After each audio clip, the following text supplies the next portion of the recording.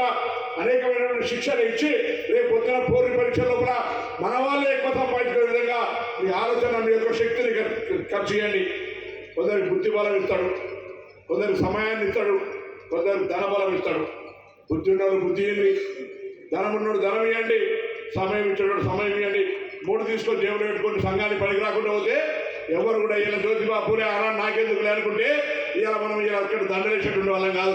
మీరు కూడా ఇక్కడ నుండి వచ్చిన వాళ్ళు చాలామంది వేల కోట్ల మంది పుడతా ఉన్నారు, జీవించి నశిస్తూ ఉంటారు. కానీ చరిత్రలో ఒక పేరు ఉండాలి. నలుగురు పేరు మీద ఎన్నడో నాడు పలానాయన బాగా చేసిండు, ఆనాడు ఇట్లా పోటీ పరీక్షలు పిల్లలందరికీ కూడా భోజనం పెట్టిండు, వాళ్ళకి శిక్షణ పుస్తకాలు ఇచ్చిండు, వాళ్ళకి ఫీజు కట్టిండు, అలాగే నలుగురు నౌకరు వచ్చి ఆయన కడుపు చల్లగా ఉండే అనే విధంగా తెచ్చుకునే విధంగా ఈ బుద్ధినోడు బుద్ధి ఇవ్వండి, పైసలు పైసలు ఇవ్వండి, ట్యాంక్ ట్రై చేయమని సందర్భంగా నేను కోరుతూ దయచేసి అవకాశం వచ్చినప్పుడు ఆ అవకాశాన్ని మన వాళ్ళ కొరకు వినియోగించడమే సమర్థుడు అంటారు.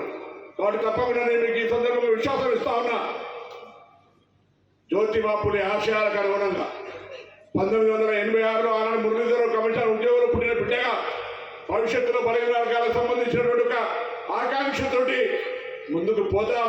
మా పార్టీ విధానం కూడా అదే కాబట్టి నాకు ఇక్కడ ఇబ్బంది ఉండదు. నాయకత్వం వేరే చెప్తుంది. నేను ఆ పార్టీలో ఉన్నప్పుడు ఆ నాయకత్వానికి వ్యతిరేకంగా ఉండడం ఇబ్బంది కావచ్చు, కానీ నాయకత్వం అదే లక్ష్యం, నాది కూడా అదే లక్ష్యం అయినప్పుడు